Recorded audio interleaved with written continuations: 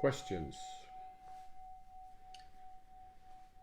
I was reading passage 64 from Thomas Cleary's translation of the Tao Te Ching.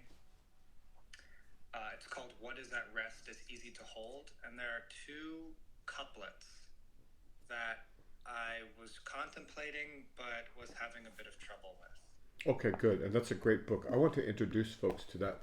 This book is called The Essential Tao. It's by an illuminated translator who was extremely well versed in several Chinese dialects as well as other Asian. A genius by any criteria, but in addition to that, an enlightened man.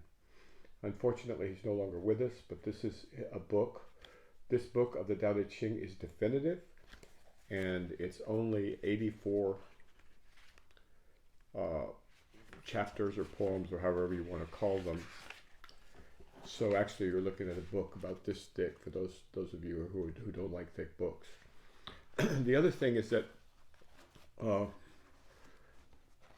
I'm not the only one who's had the misfortune of using what's sometimes called a translation, for example, by Stephen Miller, which is quite beautiful and can be quite inspiring, but it's of no use to a serious student, right? As a matter of fact, it's working in the wrong direction. He's not doing a translation. He's doing a poetic version of his interpretation of somebody else's translation, which is also usually somebody else's translation. So it's duck soup par excellence, for those of you who know what that means. So, so I really recommend this book to everybody, and we'll be discussing it quite a bit. So, if you could pick up a copy, I strongly recommend it. You'll be reading it all your life, and you won't regret it one bit. It's been in continuous study for 3,000 years, nonstop, and with good reason. And so, this is the core text, one of the core texts of Taoism. The other is the I Ching, the Book of Change, a book written in binary code in the shape of a double helix, which is really, all of that is very, very fascinating. And that's also another book, but that's more advanced. All right, so we have a question now about which section, please? The first couplet comes right at the beginning that I'm interested in. So the section is 64. What is at rest is easy to hold. Page 48 in that copy.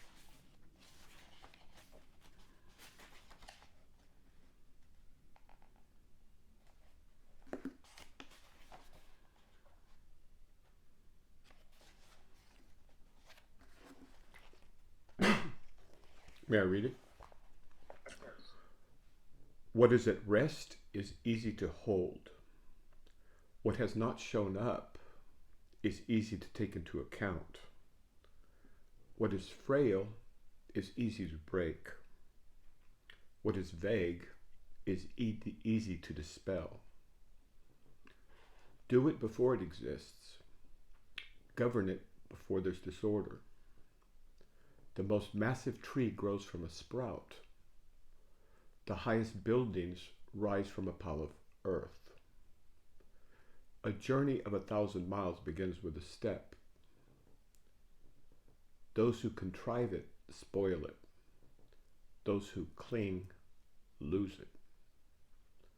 Thus sages contrive nothing and so spoil nothing. They cling to nothing and so lose nothing. Therefore, people's works are always spoiled on the verge of completion. Be as careful at the end as at the beginning, and nothing will be spoiled. Thus, sages want to have no wants. They do not value goods hard to get. They learn from not learning. They learn from not learning to recover from people's excesses, thereby to assist the naturalness of all beings without daring to contrive. Beautiful. Okay, and what's the question from this passage?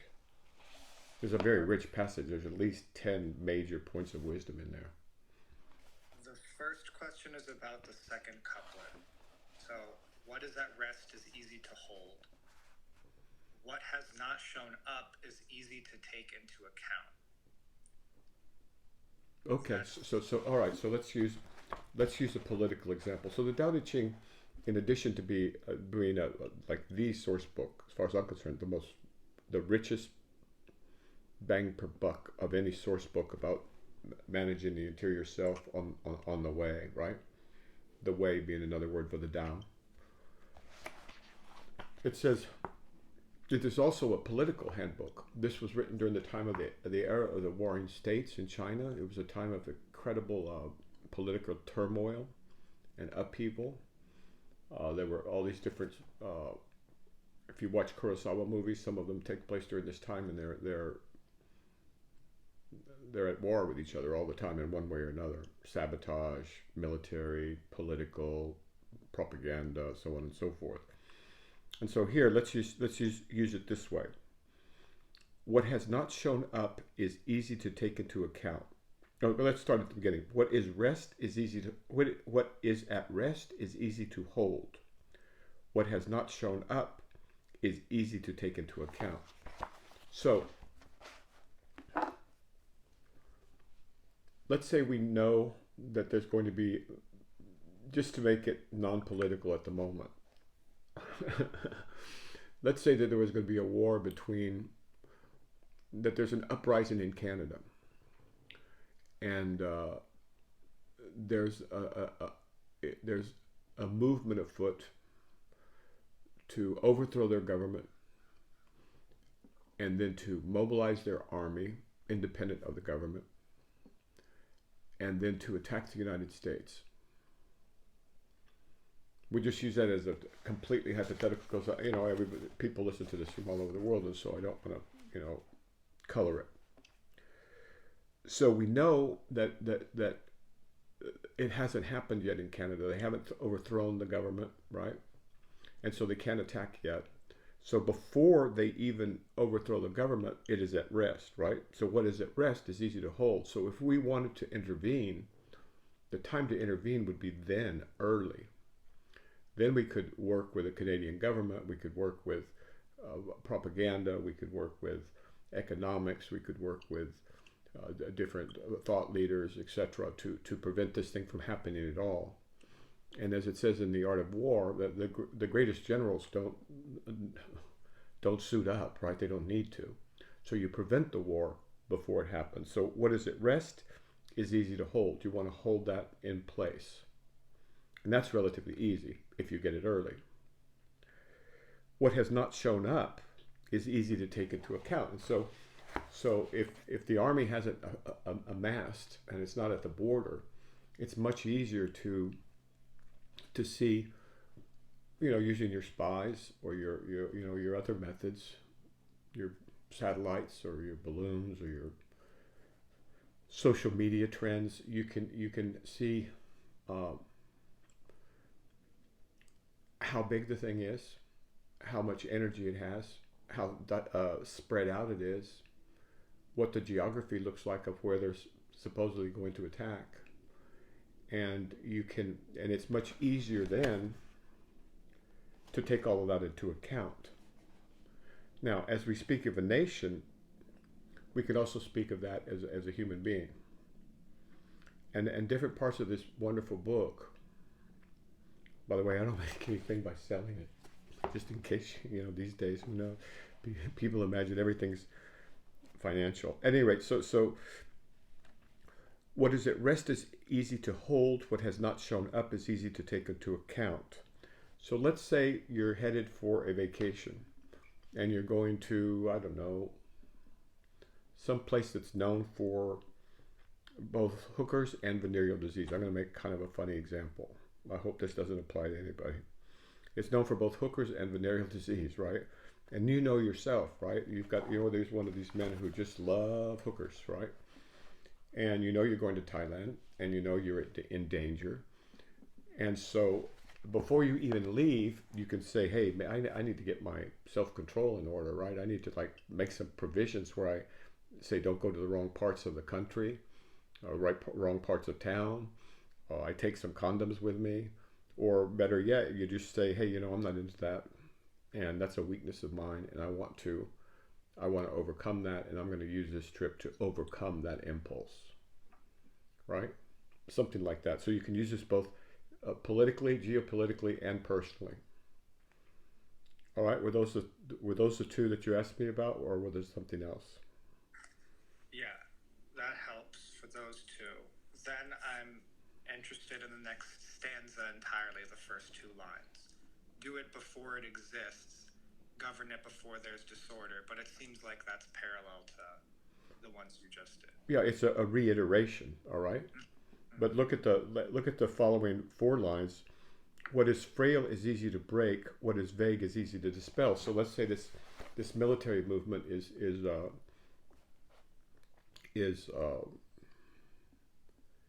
still early in its formation. It's easy to break. It's much easier to break it when it's early. It's like a bad habit. You can break it when it's early much easier than when it's later. Let's say your weakness is heroin. You want to break that habit while it's still frail, while it's still small. And it also says what is vague is easy to dispel. So if you just have the general feelings, oh, I'd like to do some heroin, or oh, I'd like to go visit some hookers in some other country, it's easier to break that up. Just like it's easier to break up an army before it is actually formed. Right? And that would be very useful, for example, in a civil war. Okay, so the next lines are, do it before it exists, govern it before there's disorder. The most massive tree grows from a sprout, the highest building rises from a pile of earth. A journey of 1,000 miles begins with a step. Okay, we could stop there. So, if you let's say we're reading this book in the context of a civil war, all right? We'd want to stop the war before it even exists, right? But when there's the intimation that there may be a war, that's when you need to stop it. And this also is all reiterated in The Art of War. You want to govern it before there's disorder. Okay, let's say you're expecting a civil war. You got to govern the country before there's outright disorder, right? You can't just let things keep going, because the trajectory, and here's where the Book of Change comes in very, very handy, is clearly that this thing is going to deteriorate. And so you want to govern one side, both sides, the leadership, the populace, before there's disorder, not afterwards, like we so often do. The most massive tree grows from a spout. The highest building rises from a pile of earth. So yeah, you have a little. Let's say you're allergic to oaks. Well, the time to get the oaks is when they're this big in your yard. I shouldn't use oaks. I love oaks too much. Let's say you hate mesquite trees because you don't like you walked around barefoot when you were a kid and they poked through your feet, right? Because they have those spines on them. The time to kill or to get rid of a mesquite tree is when it's this big, not when it's 20 feet tall. And the same thing's true for things made by man, right? So you can see, okay, so in a civil war, the highest building rises from a pile of earth. It's just a poetic way of saying that in all things in nature, they start small, and then alongside the Tao, or alongside the Book of Change, they grow. And so you want to nip it in the bud is another way of formulating that. A journey of 1,000 miles begins with a step. Now, this is a very popular phrase, but it's used in a different context. In the context of Dharma studies, a journey of 1,000 miles begins with a single step means, you got to get going, right? All you need is just step. And of course, which is not mentioned here at the moment, but the step has to be in the right direction, right? So again, if you can prevent that first step, then there's no journey of 1,000 miles on the opposite side. So if you want to take the journey, know that all you need to do is take the first step, and then a step after that, and a step after that. And before you know it, you've gone 1,000 miles, you've woken up. But in the context of what we're discussing, in this case, we're discussing the Civil War, the journey of that army, let's say the Canadian army is all amassed, and they're ready to go. If you can get them before that first step, you will be successful. If you wait till they've gone 1,000 steps, 1,000 miles, well, now you've got a war on your hand. You see? And shall I go on? No, that answers my question. Okay. Yeah, that was very helpful. All right. Next question. Okay. I was going to say as a follow-up, that all takes more perception then, because it's really easy to see the mesquite tree when it's grown, or it's really easy to see that army that's right at your front doorstep. But figuring out that there is a, quote, civil war coming in Canada or whatever, when it's small, that's when you want to get there. Yeah. It can be tough to see. And otherwise, you end up with calamity, as they put it in this book. But okay, good question. Do you have another question, or you want to follow up? Separate question. Question.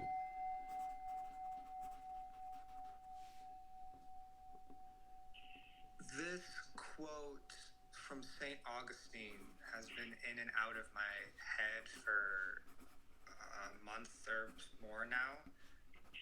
Good.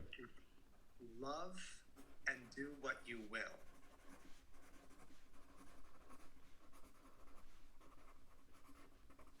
What's the question? Okay, love and do what you will. What's the question?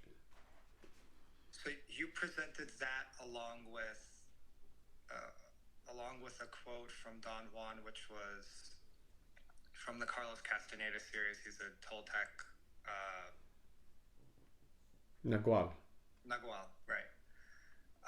So love and do what you will from St. Augustine, you presented alongside Don Juan's do what you want, but do it with heart. Which they're a little bit weird to hear at first, because let's say love and do what you will. Do what you will sounds like do whatever you will, or do whatever's gonna. I think he's saying that, but if you do it in a state of love, then you're much likely to. So St. Augustine was illuminated, right? He was woken up, right? And love means something very different. I mean, the word love has been so trashed in English, it's gone to almost meaningless, you know? Yeah. I mean, everybody loves everybody, and everybody loves ice cream, and everybody loves, the movies, and everybody loves, so love is a useless word in English. So in the state of love, just do what you will, right? You're not gonna do anything wrong if you're truly in that state, right? So that the important thing is to remember that that's St. Augustine speaking, right? And so there'll be no error if you're in that state. Now, I mean, taking it as at a higher level, right? What he's saying. Who knows what the entire quote was, by the way? He was no slouch. And then the other. So that now we go to the Mexican Naguals, who was Don Gennaro in particular, the teacher of Don Juan. Now here he's speaking to a young man, I believe, and he says, "Do what you will, but do it with heart." And that's that famous quote of that Jack Kornfield put on the front of his book called "Follow the Path with Heart." Or I think he called the book "Path with Heart." It's lifted from the Mesoamerican seers, right? So this kind of advice is very interesting because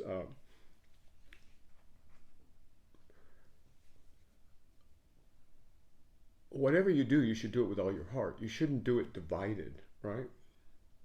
Even if it's a mistake later, or maybe it's not a mistake, who knows? You'll never know until the future, unless it's, you're getting some kind of venereal disease or something.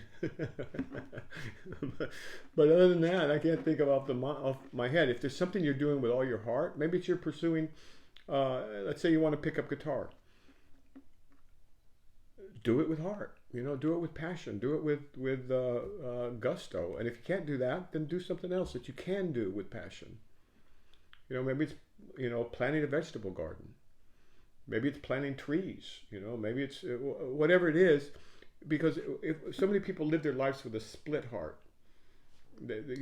Part of them says, well, I kind of want to do this, but I might not succeed, and what will people think of me if I fail, and what if I get fourth place, or what if I come back and I don't have a single fish, or what if I do this painting and it's really lousy and nobody likes it, or anything. Then you can't do anything that way. So you have to do it with all your heart. You have to use your heart, which is another word for your passion. That's another word that's been trashed. What you got. I can tell you as an old man, this life is much too short to do anything with half a heart. Right? It wastes time. It's unpleasant. It's inefficient. You're not going to do well. So unless you absolutely have to do it, unless you absolutely have to study, inorganic chemistry in order to get to biochemistry, avoid it. And whatever you decide to do, whether it be apply for a new job, maybe it's learn something new because you're going to be outstripped by the AIs and you need to maneuver, because coding is not going to hold you the way it used to. Then find something that you can put your heart into. You say, hey, this is going to be important. This matters, and I want to be part of it, and do it with your whole heart.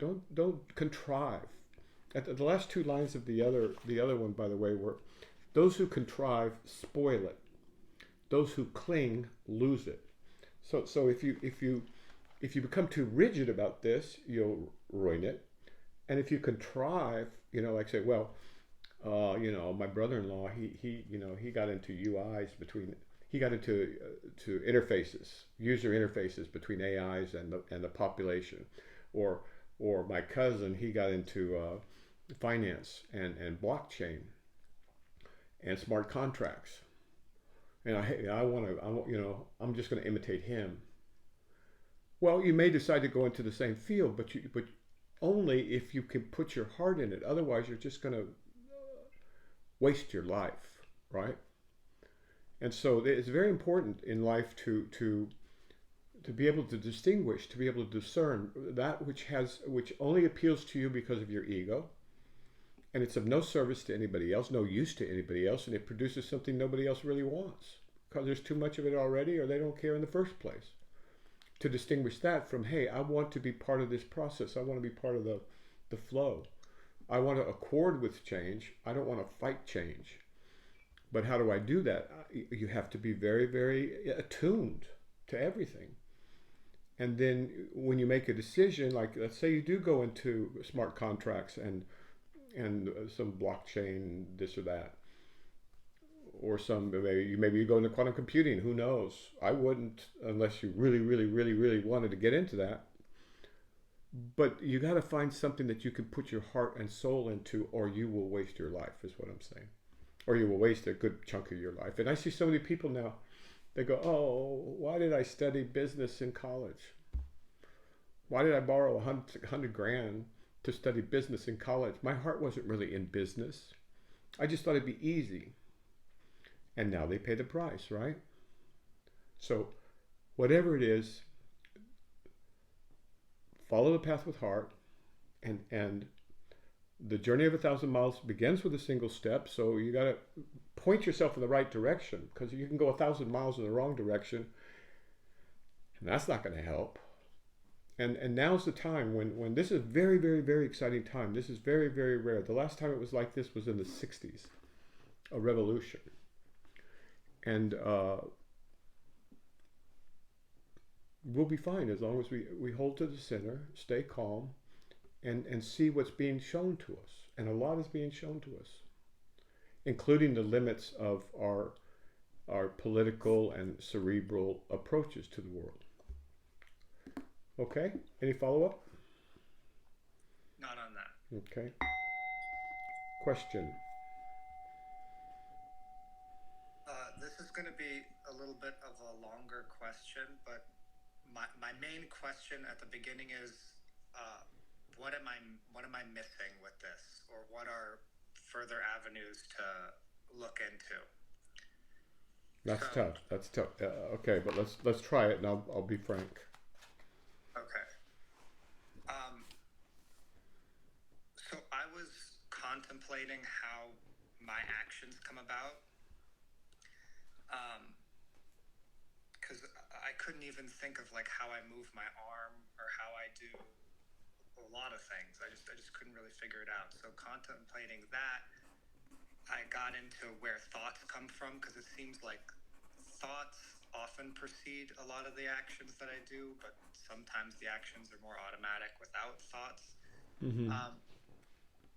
When I looked into where thoughts were coming from, I got a few realizations. One was that they're almost impossible to track. They're like ghosts that just fade in and then fade out. I could hardly ever like watch a thought right at its beginning or inception. They kind of just come and go, and I have no idea which ones are going to come and go. Fair And enough. then the second realization was that sometimes they influence my actions and sometimes they don't. So, Yeah. Go on. like, and it was also, it's impossible to tell. So I was just lying down on the couch last night, and I'm like, I got an itch on my ear, and I was like, okay, I'm going to scratch this within the next 30 seconds. And then I didn't, because I was playing a game with myself, I guess, about like whether or not I'm going to do that. I just couldn't, it was like impossible to tell what was going to come next. So much for predicting the future. Okay, keep going. But at the same time, I could also be like, all right, in the next 10 seconds, I'm going, my intent was, I'm going to go grab that pen, click the button, and then unclick it. And I could see myself doing it and then actually do it. And I was like, is that predicting what's going to happen? But it was just so unreliable. All right. And then the last realization, because I was trying to figure out where these thoughts even come from to begin with, that may or may not influence my actions. Sounds like a good contemplation, by the way. Good. Keep going. Was that so many of them are repetitive. Like I have. You notice? You notice? 95% of them were just. And imagine if one has negative thoughts or self-defeating thoughts or self-loathing thoughts, and these things just go round and round and round and round and round. Then you go outside and you do a slightly different version with the person who works at the 7-Eleven. You know, then you go to the hardware store and you do another version with them. And then you get online, you do another version with them, but it's the same old stuff. And it causes suffering, huge suffering. This is what the Buddha, is for. Keep going. Keep going. Right. So, and I have some of those too, and those pop up, but they like keep popping up, and some of them are old thoughts that will come. I don't know, from when I was 10 or 12 or 15. Some of them are like a recent assignment at work, and I just keep mulling it over, even though I sent that email like 2 weeks ago, and it'll just pop up and go away, pop up and go away. Mm-hmm. So, and sometimes, like with the other thoughts that were just coming, the more mundane ones, sometimes they influence what I'm about to do, and sometimes they just come and go. And other times people can implant thoughts. So somebody will send me something about, like an article about, I don't know, some legal case that just happened. And all of a sudden, 2 days later, I find myself at my desk watching and reading about it for 2 hours. I would have never anticipated I would have done that. It just came in from somebody else suggesting this. Which leads me, well, those were the realizations that I came up with. And then I will admit, every now and again, there seems to be a more novel thought, something that is kind of out of the blue, but I'm not sure if it is or isn't. But those are much rarer.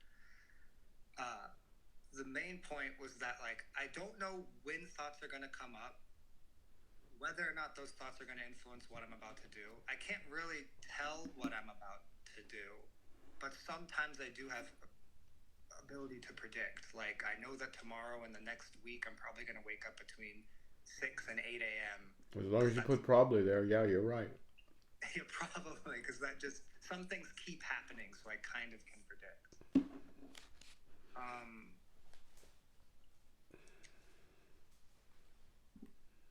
Can we figure out where thoughts are coming from? Am I missing something? What am I missing with this contemplation, this analysis? And it also feels like this touches on the free will topic. Like I Well, have how no many of idea. these thoughts are memories that are surfacing? Many. How many of these thoughts are unconscious impulses that are taking form and surfacing? How much of your body has thoughts but no words, and they don't even enter your attention, like the thoughts of your thyroid, the thoughts of your liver or your kidneys. You know, when they see a problem, they go, "Oh wow, look at that! There's a spike protein. What are we going to do?" And then they do something, right? They figure it out. But do they need thought? And do you need thought for this? How many thoughts do you think you need to drive from New York to, let's say, Nashville? How many thoughts do you actually need to drive from New York to Nashville? With the GPS on my side, Yeah, with GPS for direction. probably 10 to 15. All right. So how about to drive from wherever you live to the closest grocery store, given reasonable sanity in the environment around you, right? Not a bunch of crazy people doing crazy things. How much thought do you actually need? I've done that. I don't know if it's advisable with zero, basically. Or Yeah, almost you could none. drive there. You could drive there and back, and not even know you went. Almost. Yeah. Okay, so you don't need this thought.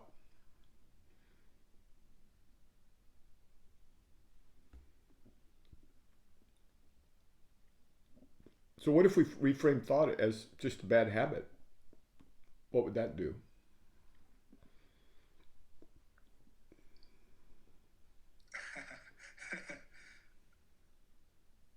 That's interesting. It does seem like it often that it is. There's an interesting book I've been, just scanning again. It was written in the mid '70s by a guy named Julian Jaynes. It's called The Origin of Consciousness in the Destruction of the Bicameral Mind. And what he suggests, which I think is a little overboard, but it's interesting, that at the time of before the Iliad, right? The Iliad written by Homer, Yeah. ancient Mm-hmm. Greeks. Or we could move it. We could move it 1,000 years before that, right? He didn't have the dating tech that we have. But the thought was that man didn't begin thinking about himself as himself in this book until 3,000 years ago. That before that, people didn't have selves. What they had were daemons, and these were like gods that told them what to think and what to do. Right? Mm-hmm.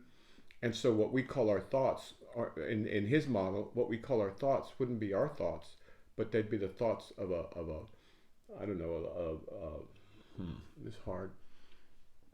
Can you look at my tweet on diamonds, the post, Yeah. and read Yeah. that out? Yeah. I was actually considering asking about that. Good, good. Questions about posts are always welcome, and also about the Tao Te Ching or the I Ching, although that's very, very difficult. So this Learning how to is. learn. All those books are, ooh. And Castaneda too, or Don Juan, which is really Don Gennaro. Mhm. This is Grok's response or report on Okay, daemon. read A it, please. daemon, a daemon is an ancient Greek concept referring to a spirit or divine power that guides and influences an individual's life. The term can also refer to a lesser deity or a supernatural being in Greek mythology. In modern times, the word demon is derived from the Greek daemon, Yeah, but it scratch that. I hate when they take the modern world takes the perfectly good word and then distorts it into something ugly. But keep going. has taken on a more negative connotation. Yeah, I know. Keep In going. the in the context of philosophy, the daemon is often associated with the idea of a personal guardian spirit or tutelary that inspires and guides a person throughout their life. Socrates, for example, believed that each person had a personal daemon that helped them make wise decisions. Okay. So how would these daemons speak, do you imagine, back then? How would you know what your daemon was telling you to do? The two main things would probably be thought. Yeah, they put thoughts in your head. And have you ever seen these cartoons? This used to be very, very popular in the 20s, and I don't know about earlier than that. The 20th century, sorry, the 20s. Where you have the angel on one side and the demon on the other, and they're both giving you, they're both like whispered in your ear. Yeah. Well, imagine this, just for fun, because this contemplation is a very, very important one. And this by no means is the answer, and I'm not suggesting that there's one iota of truth in here. But just for fun, just for experimentation, just for learning, just for in the spirit of being your own scientist, your own detective, your own investigator, your own seeker. What if your thoughts were just a combination of these two guys talking in your head and using your thoughts? What you call your thoughts are really the thoughts of these two tutelaries. Ha ha. Have you ever tried that?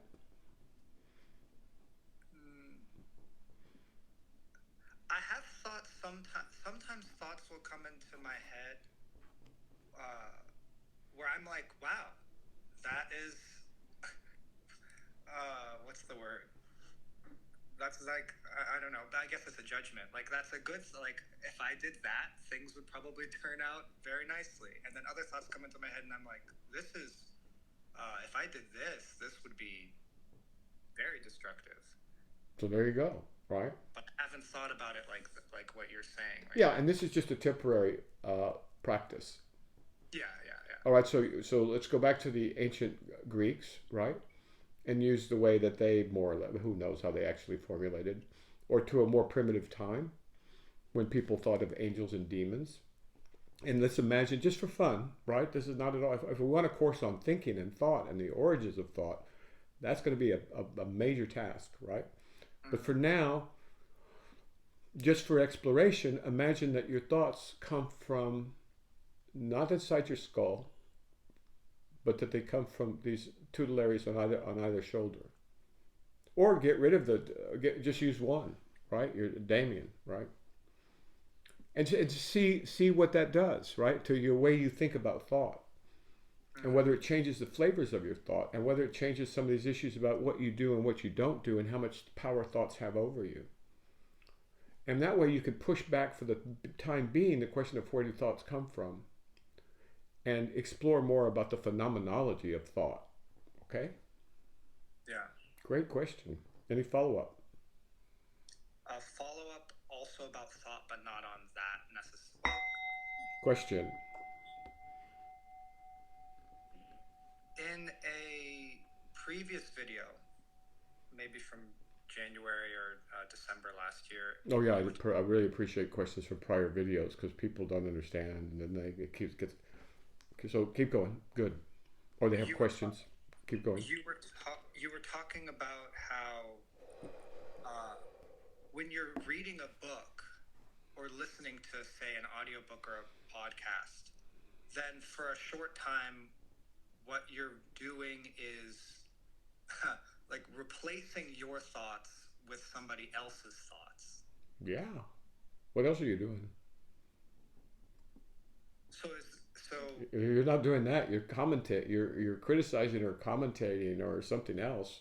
You're comparing or something else. But I think depending on the book, obviously. But in some books, yeah, you basically say, hey, for 30 minutes or an hour or whatever, 4 hours or 4 days, I'm going to let this person hijack my brain or my thoughts.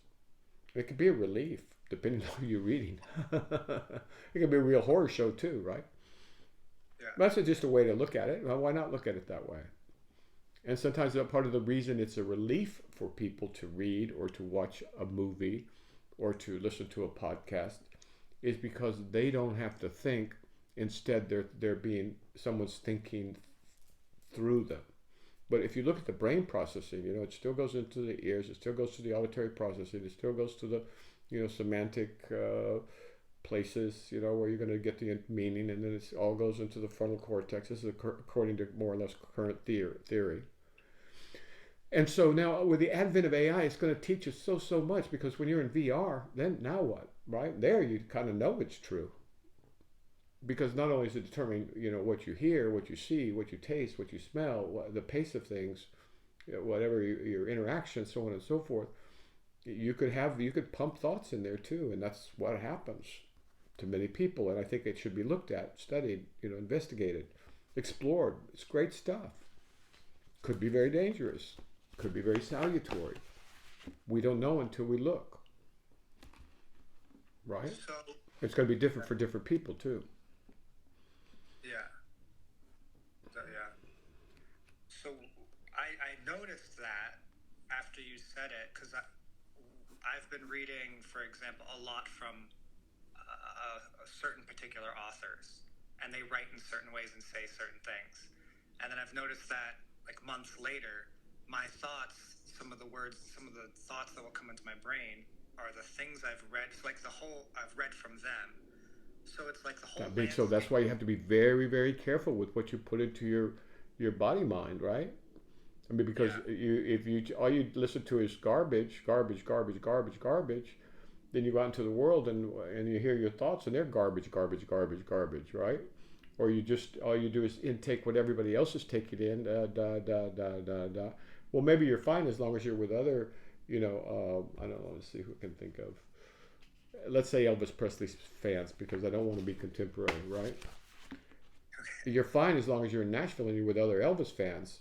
But if you go to a cocktail party, there's people that aren't interested in Elvis, right? They're interested in something else, maybe something more important.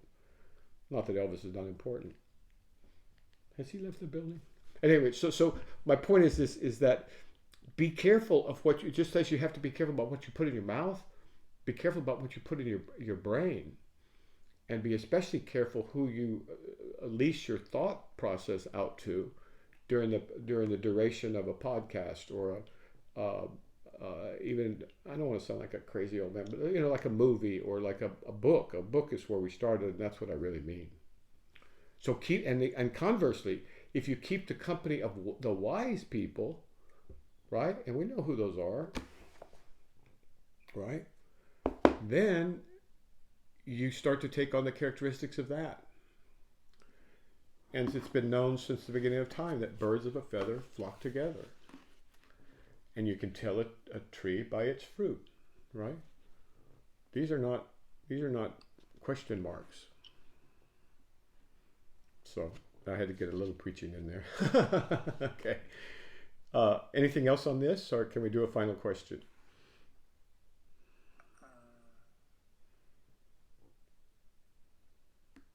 I know I didn't tell you where thoughts came from, but that's a deeper question, and you can't just jump from point A to point B. You have to spend some time.